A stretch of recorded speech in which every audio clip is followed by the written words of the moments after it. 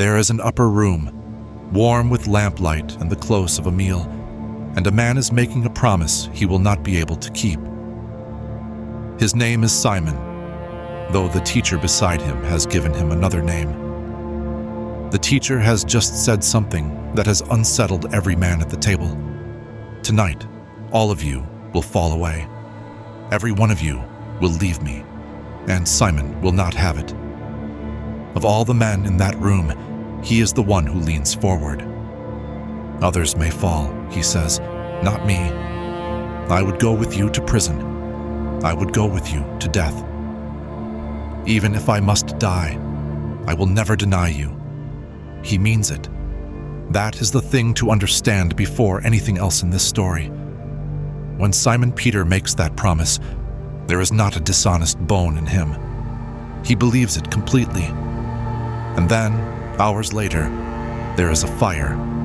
It burns outside in a cold courtyard in the dark before dawn, and the same face that was bright with conviction at that table is here now, lit by harsh and flickering flames, and it is coming apart.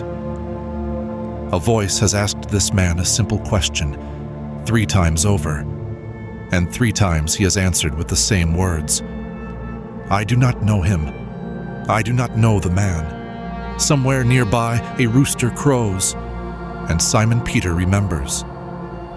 This is the story of the man Jesus called the Rock, the story of how he was broken and of what love did with the breaking. The question it asks is not only how a man so certain of his own love could fail so completely. It is the harder and better question.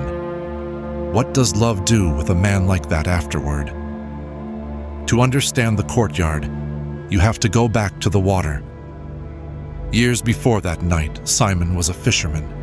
He worked the Sea of Galilee with his brother Andrew, a hard, ordinary life of nets and boats and cold early mornings, of hauling in a catch or rowing home with nothing. He was not a scholar. He was not a priest.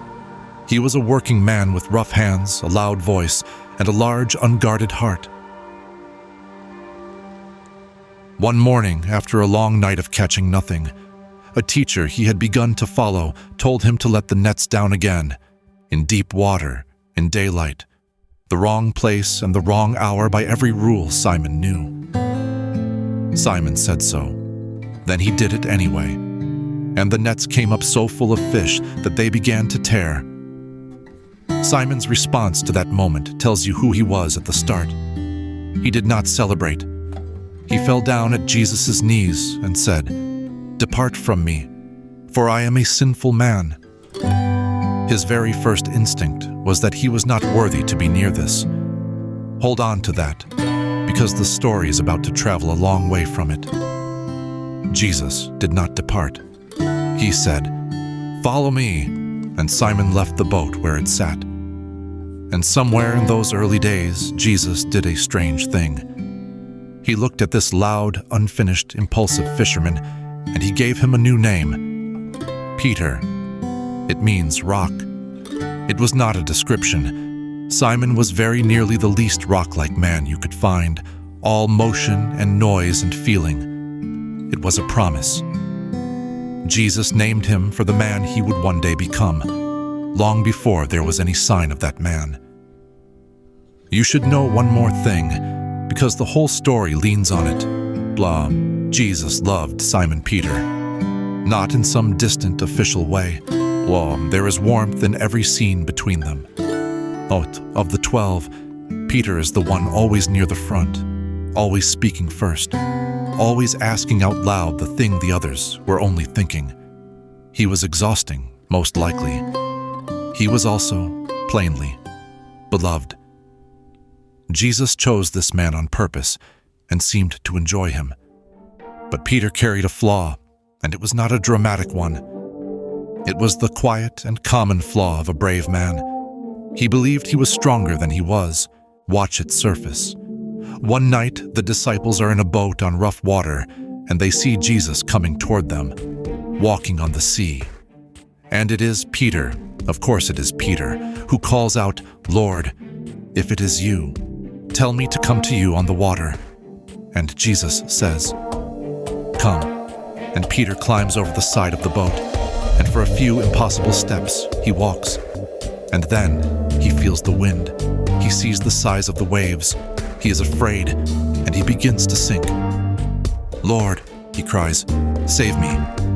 And immediately Jesus reaches out his hand and takes hold of him. There is the whole pattern in a single scene.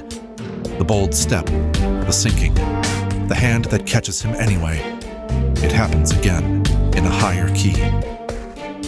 One day Jesus asks the 12 who they believe he is, and it is Peter who answers, and answers gloriously, "You are the Christ, the Son of the living God." It is the great confession.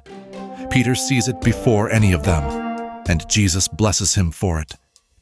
And then, only minutes later, Jesus begins to speak of what is coming, that he will suffer, that he will be killed, and Peter cannot bear it. He takes Jesus aside and rebukes him. "Never, Lord, this will never happen to you." And Jesus turns and says words that must have struck Peter like cold water. "Get behind me, Satan." From the height to the floor in the space of a breath. Peter, more than any of them, kept reaching for something glorious and kept overreaching. He loved Jesus enormously. He simply did not yet know the true size of his own weakness. Which brings us back to the upper room and to the promise. It is the night of the Passover meal. Jesus and the 12 are together, and Jesus is saying hard things, that one of them will betray him, that he is going where they cannot follow, that this night will scatter all of them like sheep from a shepherd. Peter does what Peter does. He pushes back. "Even if everyone else falls away," he says, "I will not." And then further still, "Lord, I am ready to go with you to prison and to death." Here Jesus does not argue, and he does not grow angry. He says something quiet and terrible. "Simon," he uses the old name, the fisherman's name, "before the rooster crows tonight, you will deny 3 times that you know me." Peter hears it, and he does not believe it. He cannot believe it. He says it again, more fiercely than before. "Even if I must die with you, I will not deny you." Every disciple at the table says something like it, but it is Peter who says it loudest. Later that night, they go out to a garden called Gethsemane on the slope of the Mount of Olives. Jesus goes a little apart to pray, and the weight of what is coming presses down on him until he sweats and pleads with his Father. And of his closest friends, he asks only one thing: "Stay awake with me." Peter falls asleep. The man who would go to death could not stay awake for 1 hour. And then, the torches come up through the trees, the soldiers, the officials, the crowd. Peter wakes into chaos and reaches again for something bold. He has a sword. He draws it and he swings and he strikes one of the men and cuts off his ear. It is the bravest wrong thing he could have done, and Jesus stops him. Jesus tells him to put the sword away and then reaches out and heals the very man Peter has wounded. In the torchlight, for just a moment, Jesus and Peter look at each other. Everything they have been to one another for 3 years is in that look, and it is about to be torn in two. Then the soldiers take Jesus and bind him and lead him away, and the disciples run, every one of them. Peter runs too into the dark, but Peter does not run all the way. This is worth slowing down for, because it is the most human thing in the story. The other disciples scatter and are gone. Peter follows. He follows the soldiers and their prisoner back toward the city, back to the house of the high priest. At a distance, the Gospels say. Far enough to be safe, close enough to see. He could not make himself stay. He could not make himself leave. The courtyard of the high priest is cold, and there is a charcoal fire burning in the middle of it, and people are gathered around it against the night, servants and guards. And Peter, needing to know what will happen to Jesus, does a dangerous thing. He goes in, he stands at that fire, he warms his hands, and the firelight falls on his face. A servant girl looks at him. "You were with him too," she says. "You were with Jesus of Galilee." And Peter speaks the first of the three. "I don't know what you are talking about." A little later, another voice. "This man was with him." And Peter denies it again, and now there is an oath behind the words. "I do not know the man." And then, a third time. The people at the fire are certain now. "Your accent gives you away," they tell him. "You are a Galilean. You are one of them." And Peter, cornered, frightened, the bravest of the 12 with nowhere left to put his courage, denies it a third time. And the Gospels tell us that this time he begins to curse and to swear, and he says, "I do not know the man." And a rooster crows. And in that moment, Luke alone records it, and it is almost more than the story can bear. Jesus, somewhere across that courtyard, in the middle of his own trial, turns his head, and he looks at Peter. We are not told what was in that look. We do not need to be. Peter remembered the words spoken a few hours and a whole lifetime before the rooster crows. And Peter went out from that courtyard, away from the fire, into the dark, and he wept. The gospel does not soften it. It says he wept bitterly. The loud, brave, certain man who had promised to die, he broke completely, alone, in the dark, over what he had done. Do not rush past this.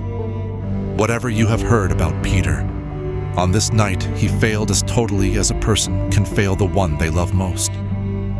There is no softening it. 3 times by a fire, he said, "I never knew him." And here the story could end. A man and his failure, weeping in the dark. If this were only a story about how good intentions are not enough, you could stop the telling right there. But it does not end there. Jesus was crucified. He died and was buried. And for the people who had followed him, the world went silent and gray. And Peter carried his 3 denials into that silence, believing that the last words Jesus had ever heard from him were a lie, sworn with curses, beside a fire. And then, on the 3rd day, the tomb was empty. When the news reached Peter, he did the thing he always did. He ran. He ran to the tomb and found the grave clothes lying there, and the stone rolled back, and could not understand it. But the meeting that mattered most did not happen at the tomb.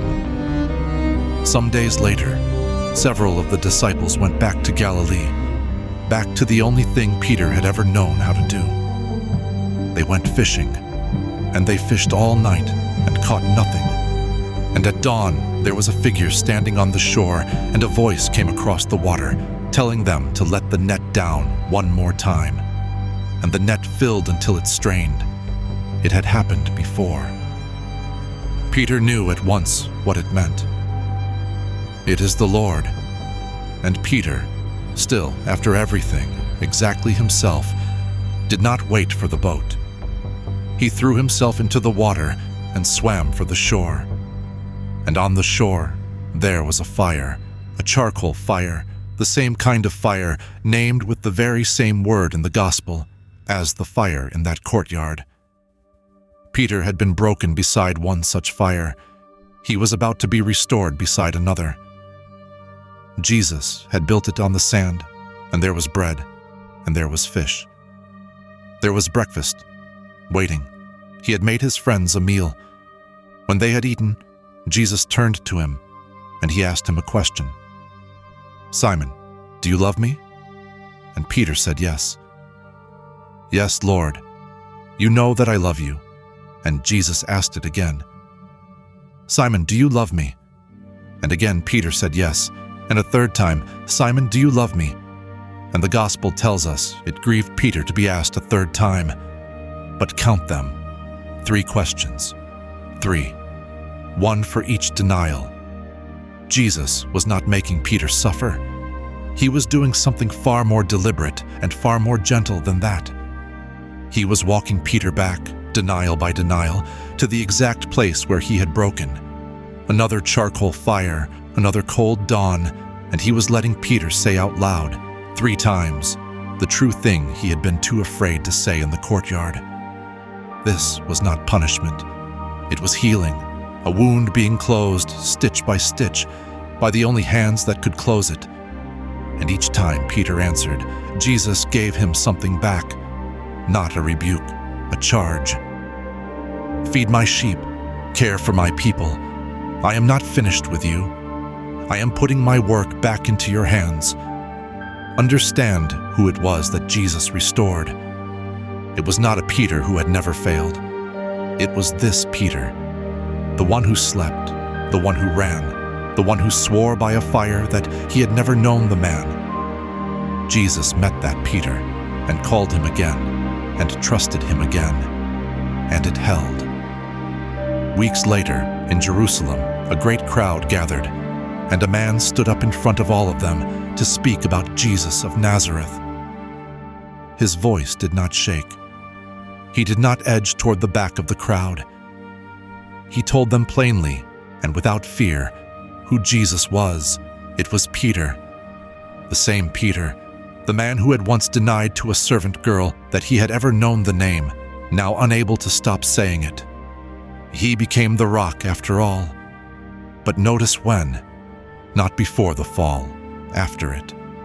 Not while he was certain of his own strength, but only once that strength had been broken, and something far better had been set in its place. So if you keep one thing from this story, let it be this. The distance between Peter's promise and Peter's failure, that distance is simply being human. Most of us know that ground well, but the distance between Peter's failure and that breakfast on the shore, that distance is grace. And it is grace that the rooster could not undo, and the curses could not undo, and the long dark could not undo. Have you ever failed someone, or something, or yourself, in a way you were certain could never be mended? Have you been carrying it, the way Peter carried those 3 denials into the silence? Then hear how this story ends. There is a fire on the shore. There is breakfast already made. And there is a voice that knows exactly what you did and asks you anyway, "Do you love me?" And waits with all the patience in the world for you to find your way back to yes.